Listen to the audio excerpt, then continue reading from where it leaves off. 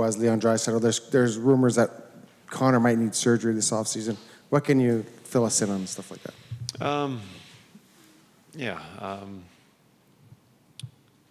With Connors, I'm not sure what the process is going to be and how bad it was. I don't have very much information to give you with Connors. Leon battling things throughout the playoffs, ribs, hands throughout the playoffs. Certain times it was worse than others, but there was games where I wasn't sure he was going to play, but he fought through it and played very well in those games. And then Evander, obviously, with the sports hernia, something that's been bothering him throughout the season, and got to the point where it just limited his game. And, unfortunately, we missed him.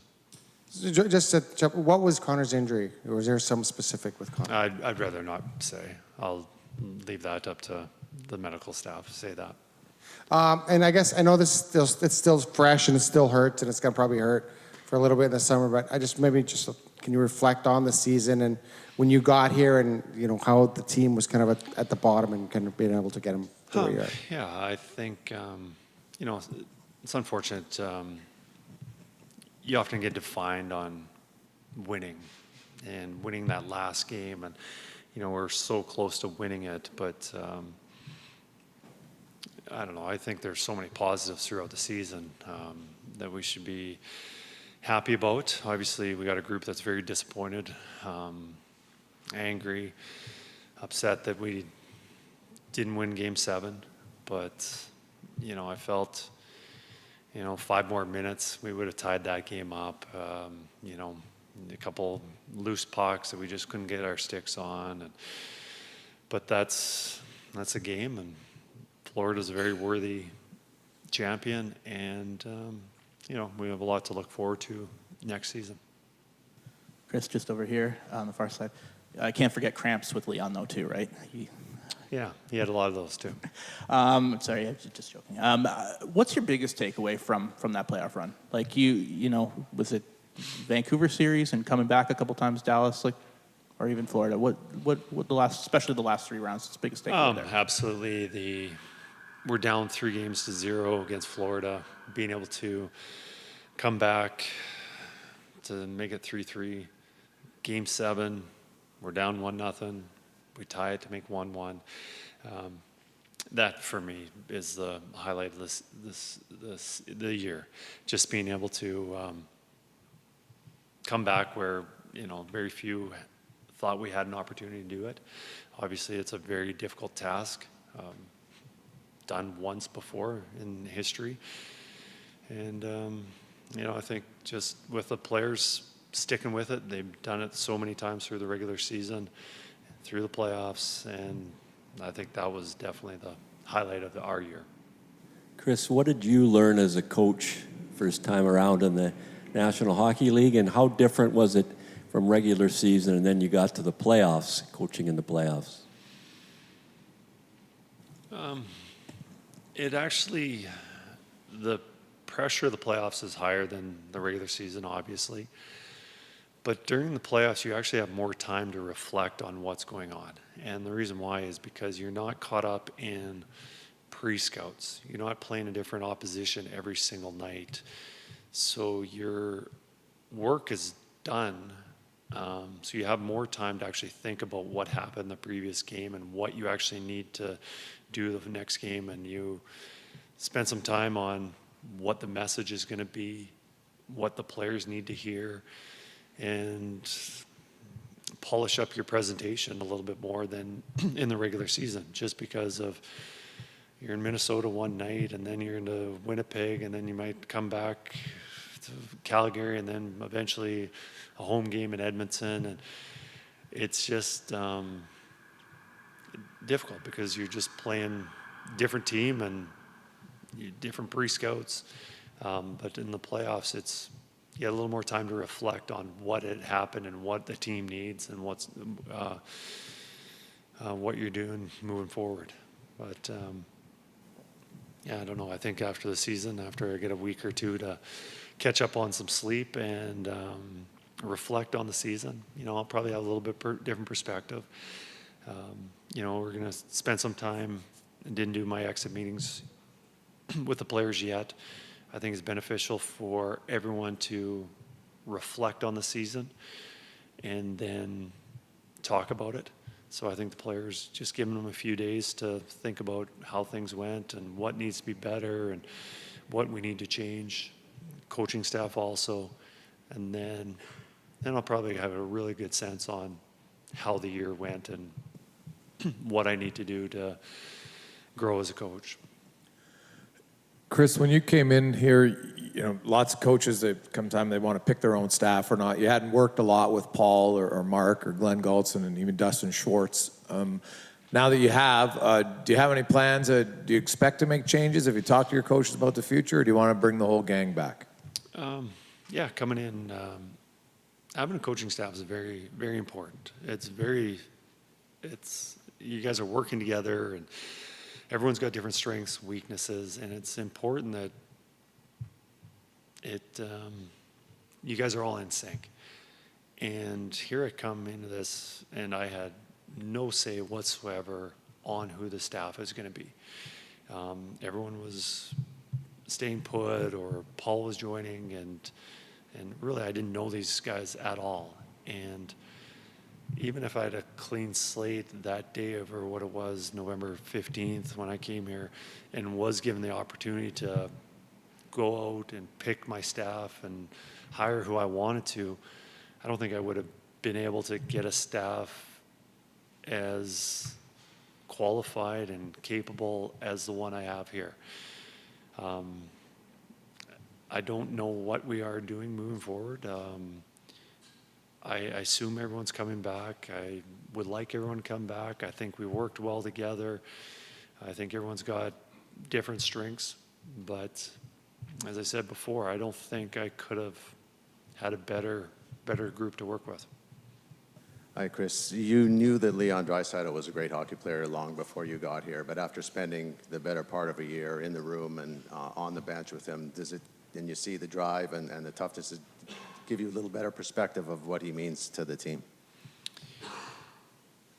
Yeah, Leon's a very valuable part of this team, and that's quite an understatement. You see the goals and the assists and what he does 5-on-5 and the power play definitely. But he had a pretty good season, and I mentioned this a few weeks ago about his role with the team and who he's playing with. And you look at the superstars in the NHL, and the Kucherov plays with Point, and McKinnon with Rantanen, and Matthews with Marner, and everyone's got these superstars have stars to play with, and some of these stars have other superstars to play with on a regular basis on their line. And you look at Leon's line mates throughout the season, and they're good players. They're good players, but they're not at the same caliber some of these other superstars get to play with. So I think a lot of credit to Leon for playing as well and contributing as much as he did. And for a coach, never having to deal with a disgruntled player complaining about his situation and just accepting it and wanting what's best for the team.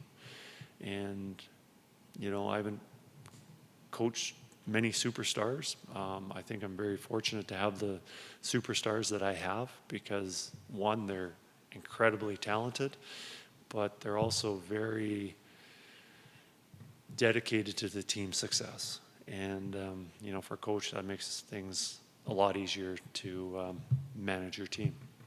So in getting to Game 7 of the Stanley Cup Final and seeing what it took for your team, do you have the sense now that we're here now, we're going to be back next year, or do you have the other appreciation of just how difficult it is and nothing is taken for granted? Oh, you're always hungry to do more and win that last game. But you know how difficult it is. a lot of things have to go well to get into that position. You know, your goaltending has to be solid throughout. Your power play has to be good. Your health has to be good. You can't have key injuries at the wrong time. You got to get lucky. Like, so many things have to line up. I think we've got a good foundation to make a run like this next season and years beyond. But a lot of things have to line up. And, you know, I'm very confident in us having the opportunity. I'm not guaranteeing anything, but I think we've got a good team that we can be in this situation like we were this season, and being able to win that last game.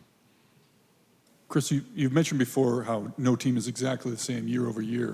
What are your thoughts on the list of pending free agents and what they've meant to this team in this run? Well, we've got a lot of them, so I'm not going to point out everyone individually, but I'd like each and every one of them back. Everyone made a huge contribution, you know, probably highlighted with that our newfound third line there. Those three really had a lot of chemistry, outstanding on the penalty kill. You know, they'll be sought after. I know they're all very happy to be here in Edmonton, but, you know, it's difficult bringing them back with contracts and what somebody else is offering. And, you know, they can only play for so many years and so many contracts, so, you know, they have to think about what's best for them. But I know they really liked it here, and hopefully we can bring everybody back, and not just that third line. I think there's other guys, all the other guys that are unrestricted that we want to bring back.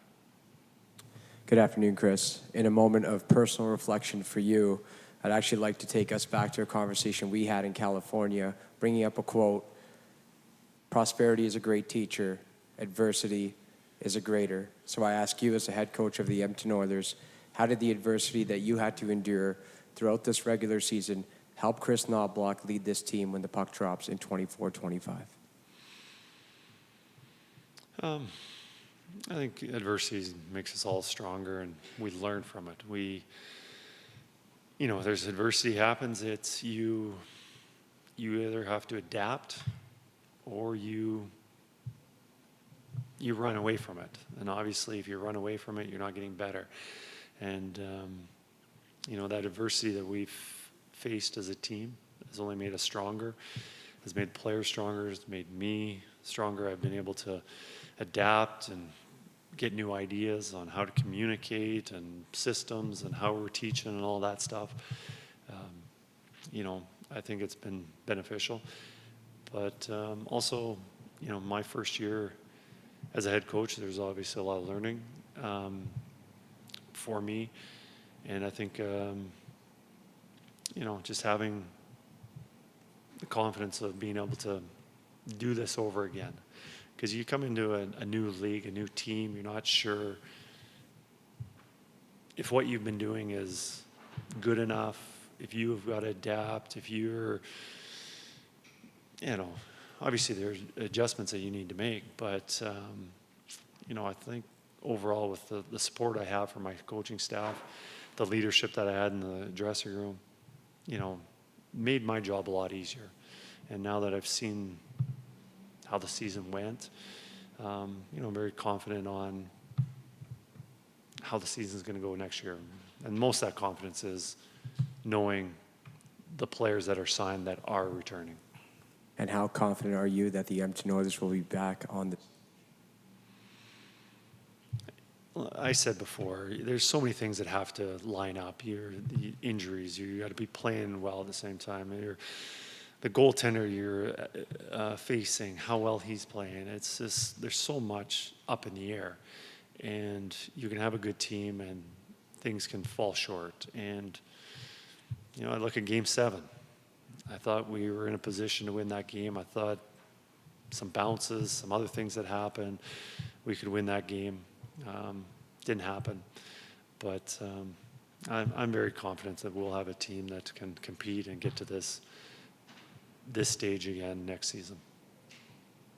Kris, so much has been made of your demeanor behind the bench and how calm you are. What was the moment this season that almost rattled you? I don't know, probably the last few minutes of the Dallas series, where we were just holding on and defending and spending a lot of time in the defensive zone.